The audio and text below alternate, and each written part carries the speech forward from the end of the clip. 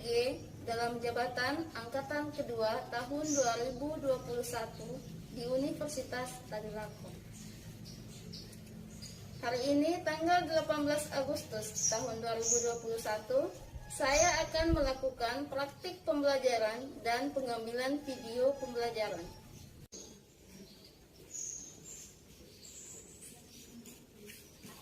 Assalamualaikum warahmatullahi wabarakatuh dan selamat pagi anak hebat. Waalaikumsalam warahmatullahi wabarakatuh.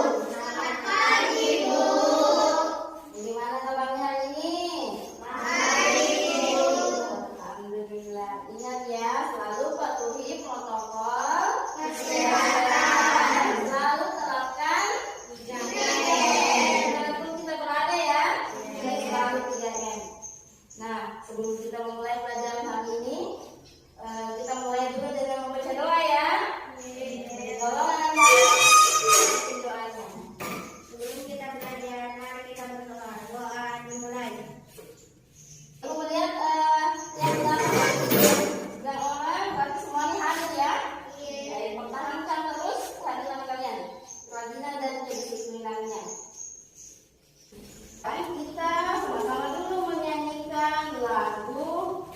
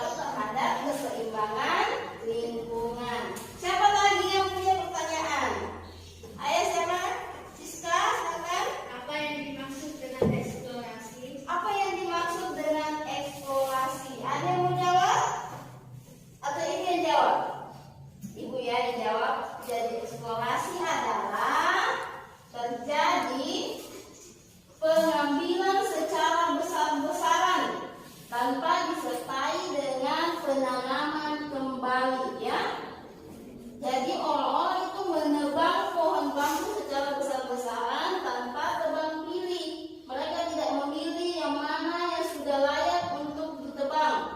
Jadi bambu muda juga ikut terambil sehingga populasi bambu ini akan punah ya. Kemudian siapa lagi? Ada lagi yang bertanya? Siapa? Siapa yang bertanggung jawab jika pohon bambu punah? Siapa yang bertanggung jawab jika pohon bambu punah? Kira-kira siapa ya yang bertanggung jawab? Siapa? Ya bilang? Pemerintah harus memasukkan pohon bambu ke dalam tumbuhan yang harus dilindungi dan dilestarikan. Ya, Guna menjawab bahwa yang bertanggung jawab adalah pemerintah dengan cara memasukkan pohon bambu sebagai tumbuhan yang harus dilindungi. Ya. Nah, selain itu, yang punya tanggung jawab untuk menjaga kelestarian pohon bambu ini adalah kita semua, ya. Nah, kita sebagai pelajar juga harus menjaga kelestarian pohon bambu. Sekarang kita membagi kelompok dulu ya. Sekarang ibu kita Pri, silakan bergeser ke kelompok ke sini. Sekarang dengannya. Di sini ada tumbuhan, ada dua jenis tumbuhan. Nah ini. Coba semuanya perhatikan, dilihat semua. Ini adalah tumbuhan apa ini? Kangkung. Kalau ini? Lidah buaya. Coba kalian amati tumbuhan kangkung ini, sayur kangkung. Dia hidupnya di mana? Air. Di mana? Di air. Di sini di dalam wadah ini ada air ya. Ada air di sini. Tumbuhan kangkung hidup di dalam air. Kalau tumbuhan lidah buaya? Di mana? Di tanah. Jadi dua tempat hidup yang berbeda ya. Itulah yang dimaksud dengan habitat atau tempat hidup. Itu yang akan kita pelajari hari ini ya. Setelah kalian mengamati tanaman kangkung dan lidah buaya tadi, apakah kalian memiliki pertanyaan atau ingin menanyakan sesuatu?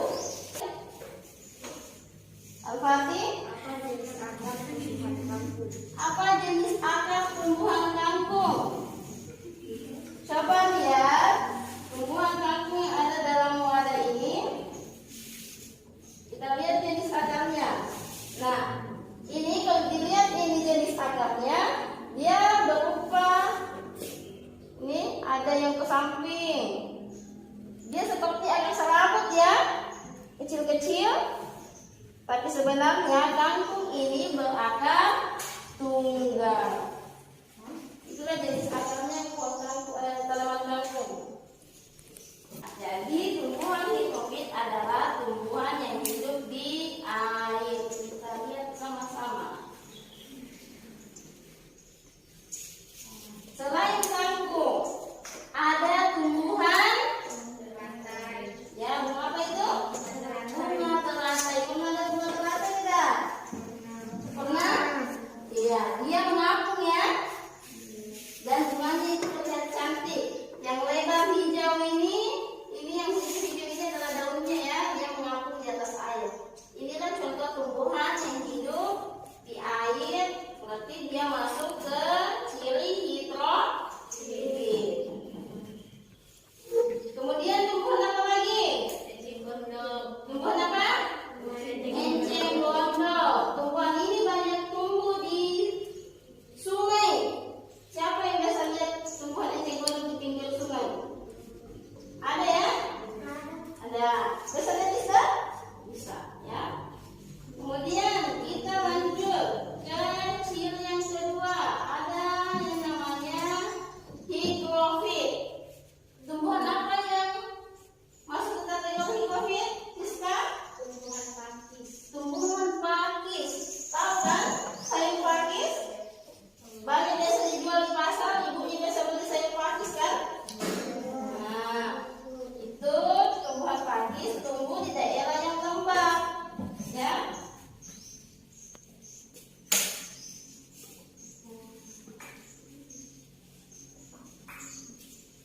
Dia tumbuh di daerah lembab. Selain sayur pakis, kira-kira tumbuhan apa lagi ya? Ini ada bunga ya, bunga begonia namanya. Ini adalah bunga yang hidup di daerah lembab juga ini, ya, sama dia dengan pakis. Ya, ini tumbuhan pakis yang biasa kalian lihat banyak di kebun. Ya, dia biasa tumbuh di bawah pohon-pohon ya, di hutan-hutan. Dia sangat suka dengan daerah lembab. Kemudian yang ketiga adalah tumbuhan apa ini? Lumut. Coba kalian amati di luar sana itu banyak tumbuhan lumut ya. Coba lihat di sana. Di depan kelas, tumbuhan lumut tumbuh karena sekarang adalah musim hujan. Jadi keadaannya lembab. Makanya tumbuhan lumut ini sangat suka tumbuh ketika musim hujan di tempat yang lembab ya. Kemudian ada yang ketiga adalah tumbuhan xerophyll. Tumbuhan apa itu? Contoh tumbuhannya xerophyll. Lutfia? Lidah buaya.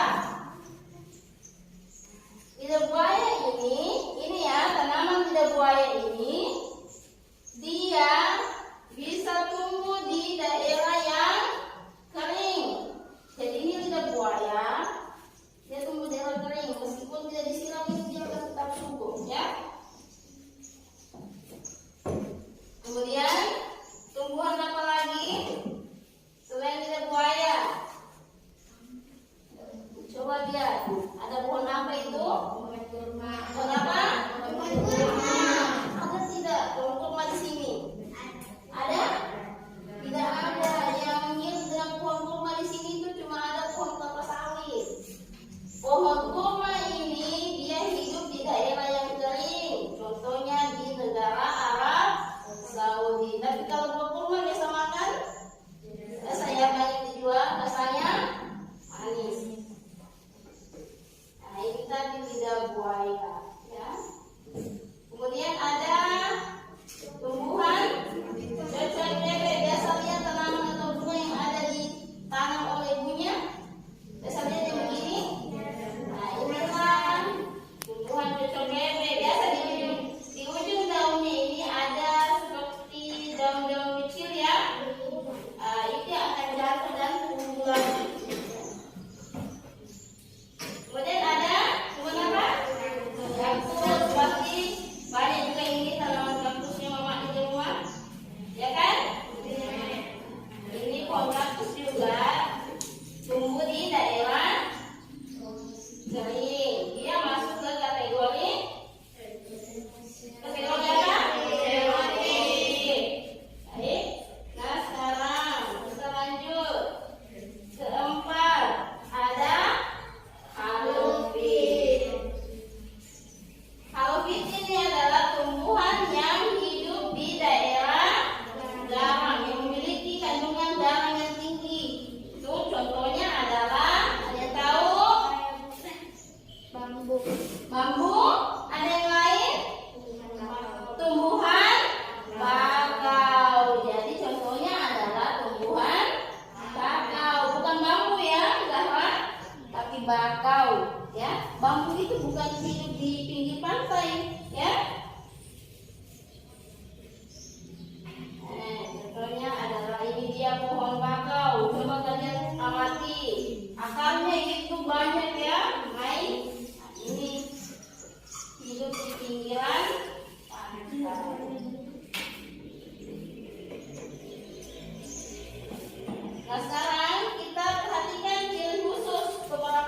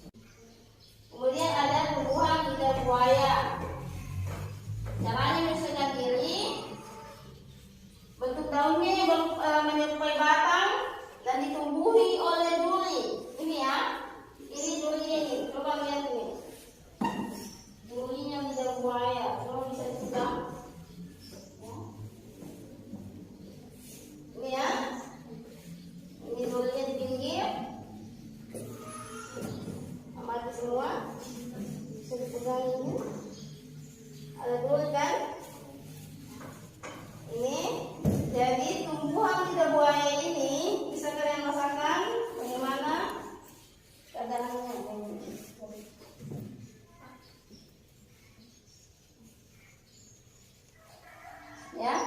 Dan lidah buaya ini memiliki akar yang panjang. Karena dia tumbuh di daerah kering, dia itu memiliki akar yang panjang untuk mencari air sampai ke dalam. Ini belum terlalu tumbuh akarnya ya. Nanti ini akarnya akan memanjang ini untuk mencari air, ya. Coba lihat semua.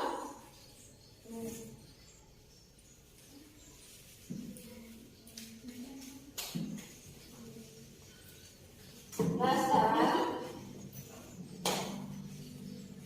Ibu tanya, apakah kalian tahu alat yang digunakan oleh para pejuang ketika mereka melawan penjajah di masa perjuangan? Senjata yang dipakai oleh pahlawan apa? Bambu runcing. Bagus sekali Gulham. Jadi para pahlawan kita itu melawan penjajah menggunakan bambu runcing, menggunakan tanaman bambu yang tadi kita tampilkan. Tanaman bambu itu dibuat runcing ujungnya ya. Itulah yang digunakan sebagai senjata untuk melawan para penjajah. Nah sekarang kita amati perjuangan para pahlawan kita. Coba kalian buka bukunya di halaman 22.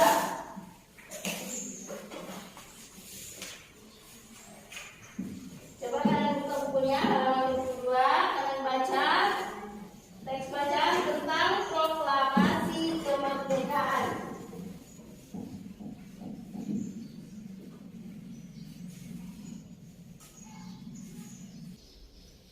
Nah sekarang ibu tanya, di mana Bung Karno lahir sebagai tokoh kemerdekaan? Di manakah tempat tanggal lahir Bung Karno? Siska? Jawa Timur 6 Juni 1904. Ya, Bung Karno lahir di Blitar, Jawa Timur pada tanggal 6 Juni tahun 1901. Dan kapan dia meninggal? Ayo, kapan Bung Karno meninggal? Bupati? Meninggal di Jakarta. Iya. Tanggal 21 Juni 1970.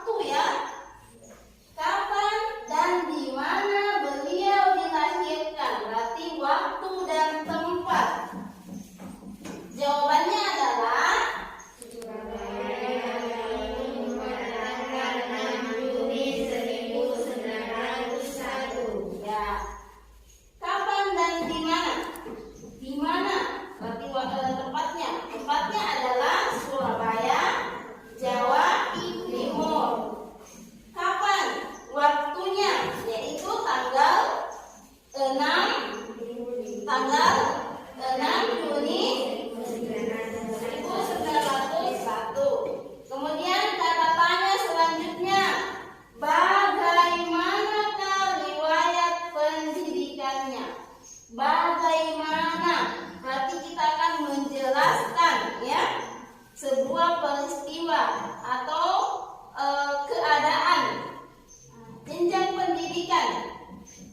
Dimulai dari Index School di Tulung Agung. Setelah lulus, Soekarno melanjutkan pendidikannya di Europis Language School, Mojokerto, Jawa Timur, Hoogniet Burger School di Surabaya, dan Techniek Hogeschool School sekarang menjadi Institut Teknologi Bandung atau biasa disebut dengan sebutan ITB ya.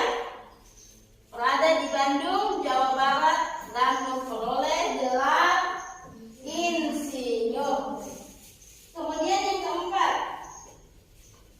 julukan apa yang diberikan kepadanya dan mengapa dijuluki seperti itu? Menggunakan kata tanya apa ya? Dia dijuluki dengan julukan apa? Singapodium ya. Artinya dia itu orang yang hebat ketika melakukan orasi atau menyampaikan pendapat ya. Dia adalah orang yang lantang dalam menyampaikan aspirasi atau pendapatnya. Kemudian yang kelima, menggunakan kata tanya apa. Kembali kata tanya apa? Apa saja yang sudah diperjuangkannya bagi bangsa dan negara Indonesia? Ya. Apa yang diperjuangkan oleh Insinyur Soekarno?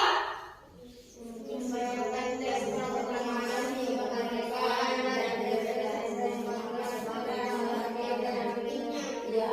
Dia adalah pelopor kemerdekaan yang berani membacakan teks proklamasi kemerdekaan didampingi oleh Dr. Andes Muhammad Hatta. Dia didampingi oleh Dr. Andes Muhammad Hatta ya.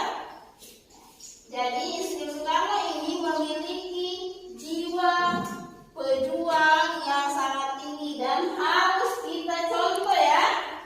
Kalian sebagai pelajar harus mencontoh jiwa atau semangat kebangsaan dari Insinyur Soekarno ya.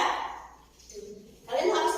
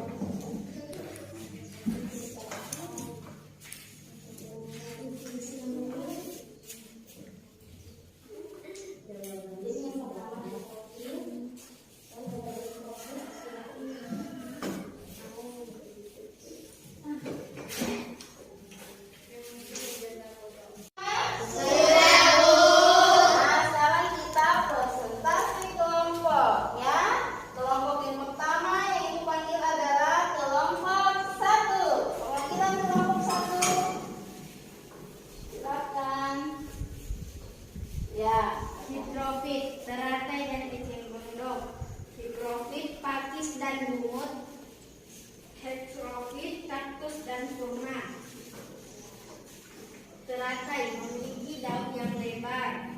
Kaktus memiliki duri yang tajam. Kurma memiliki akar yang panjang untuk mencari air. Eceng gondok memiliki daun yang berongga.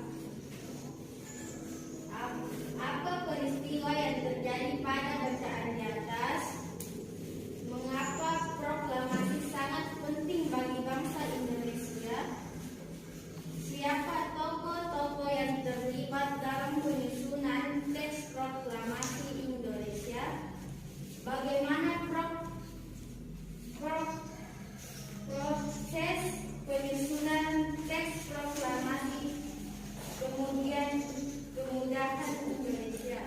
Kapan teks proklamasi Indonesia disusun? Di mana teks proklamasi disusun? Tepuk tangan untuk kelompok 1.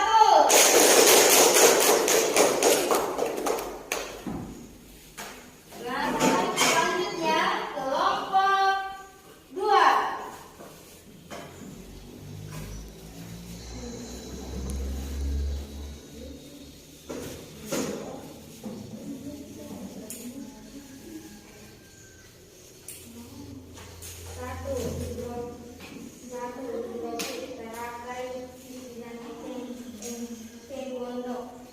Kedua, hidrofit, tumbuhan pakis dan lumut. Ketiga, xerofit, kaktus dan pohon kurma. Eceng gondok memiliki akar yang lebar agar tidak terpalit. Teratai memiliki daun yang berongga. Kaktus memiliki duri untuk mengurangi penguapan. Kurma memiliki akar yang panjang untuk mencari air.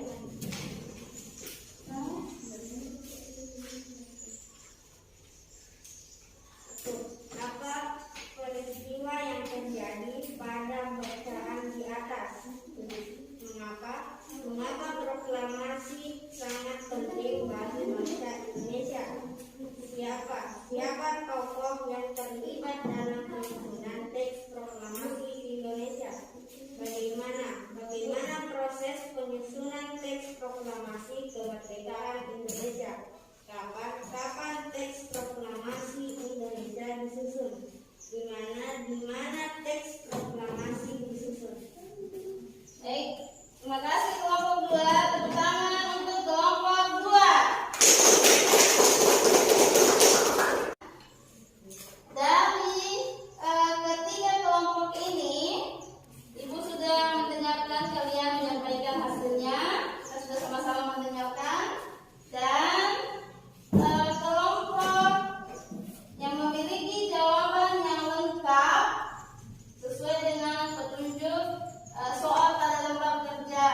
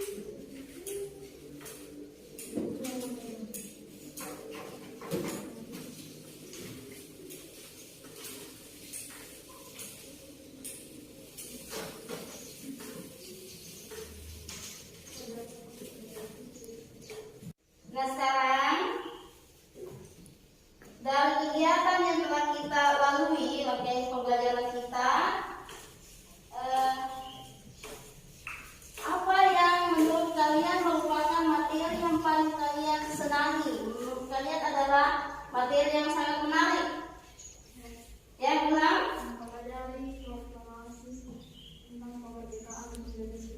Mempelajari tentang proklamasi kemerdekaan Indonesia. Ya, Gulam suka dengan materinya. Kenapa Gulam sampai menyukai materi itu? Sudah mengenali tokoh-tokoh yang telah memperjuangkan Indonesia. Ya, Gulam mengenali tokoh-tokoh yang telah memperjuangkan bangsa Indonesia. Yang lain? Isda? Tanaman. Mengamati? Tanaman. Mengamati tanaman. Tanaman apa yang disukai dari kedua jenis tanaman ini, Isda? Kangkung dan lidah buaya. Kangkung dan lidah buaya. Ya, Isda menyukai mengamati tanaman kangkung dan lidah buaya. Baik ya, dari materi kita apakah masih ada yang belum dipahami? Sudah dipahami semua? Paham ya. Nah, sekarang kita simpulkan ya, pelajaran kita hari ini itu tentang adaptasi dan habitat tumbuhan ya.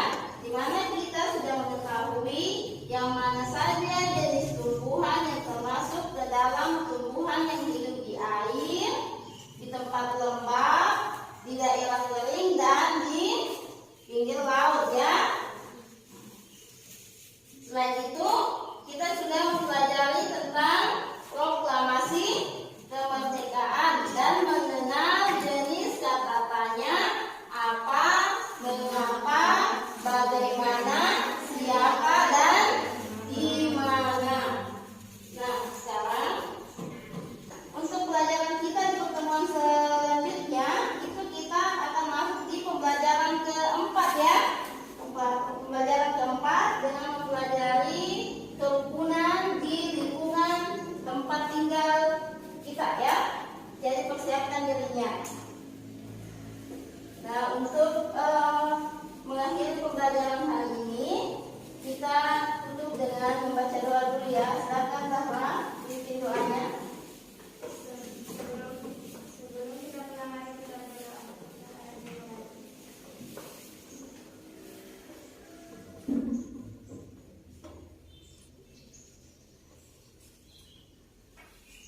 Doa selesai. Baik, Ibu akhiri